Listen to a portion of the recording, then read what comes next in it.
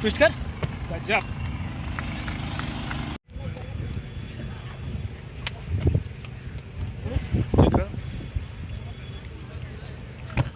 News watch 18 में सभी दर्शकों का बहुत बहुत स्वागत है। कहा जाता है कि अगर प्रतिभा हो तो कोई भी अभाव उसको पूर्ण कर सकता है, और यही हम यहाँ पे देख रहे हैं। राप्ती नदी के तट पे एक कला है जिसको कहते हैं क्लिप कहते हैं, फ्लिप कहते हैं, और उसको इतनी खूबसूरती से, इतने बाजीगरी तरीके से यहाँ पर कुछ बच्चों के एक तरीके से मेंटर कह लें या कोच कह लें, भोला जी हमारे साथ हैं और वो सिखाते हैं कि किस तरह से यहाँ पर इस फ्लिप कला को विकसित करते हैं। और न जाने सैकड़ों की संख्या, मुझे तो लग रहा है हज़ारों की संख्या में बच्चे यहाँ से कलाबाजियाँ सीख के, इस राप्ती नदी के पवित्र घाट से सीख के और अपने अपने जगहों पर जाके उसकी आजमाइश कर रहे हैं। भोला जी ये बताइए कि कैसे आप सिखाते हैं और क्या क्या करते हैं?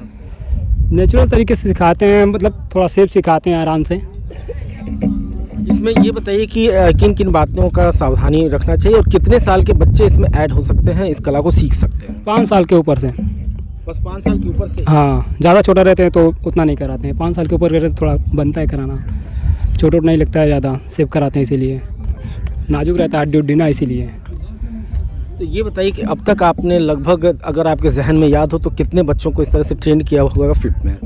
हम ज़्यादा तो 50-60, और सब काम की वजह से, कोई घर, कोई सबकी वजह से इधर उधर बहुत लोग ट्रेन किए, बहुत। आपके सामने तो ये सब है, और अभी कम है।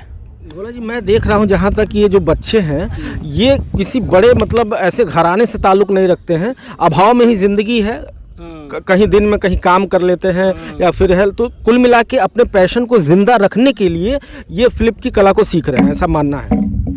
ये टैलेंट है, सीख रहे हैं सब, आगे जाने के लिए, हाईलाइट होने के लिए। सब देखते हैं, घर का काम, पढ़ाई वढ़ाई सब देखते हैं, जिसको जैसा टाइम मिलता है आते रहते हैं। हम तो यहाँ 12-1 बजे 2 बजे जब भी मिलता टाइम आते रहते हैं। 4-5 बजे जाना है, अपना भी कर लेते हैं, इन सब का भी देख लेते हैं।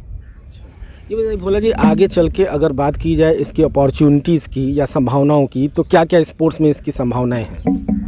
मतलब स्पोर्ट्स में या खेल में इसकी संभावनाएं क्या क्या हैं, और किस तरह से मतलब इसको एज यूज़ किया जा सकता है एज अ कैरियर? जिम्नास्टिक में यूज होता है।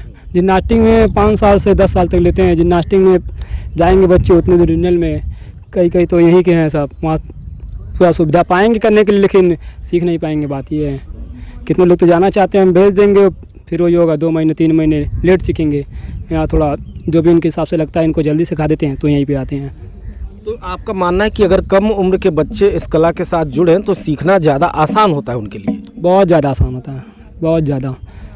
1-2 साल में बहुत आगे जा सकते हैं, इतना आसान होता है। तो अब तक आपने बताया कि कई बच्चों को, सैकड़ों बच्चों को आपने मतलब ट्रेनिंग दी है। आप खुद क्या करते हैं? आपका मतलब क्या व्यवसाय है? कुछ करते नहीं, बस यही घर पे जो भी काम मिल जाता है, साइड वगैरह यही सब कर लेते हैं। मंडी में जो काम मिल जाता है, बाकी टाइम मिलते यही करते हैं, फ्लिप करते हैं। यानी कि भोला जी भी उस वर्ग से आते हैं जो निश्चित रूप से अभावों का रोना रो सकता था, लेकिन इनके अंदर कहीं ना कहीं वो प्रतिभा है, और उस प्रतिभा को सिर्फ अपने अंदर ये छिपा के रखना नहीं चाहते हैं, की तरह बिखेर देना चाहते हैं आने वाले युवाओं के लिए। ये मतलब मैं यही कहना चाह रहा था। हाँ, ये जो मेरे पास कला है हम सबको बांटना चाह रहे हैं, यही मेरे कहने का मतलब। भोला को किसने सिखाया? अरे भैया हैं, यही लड़की पे रहते हैं, हमको वो सिखाए हैं।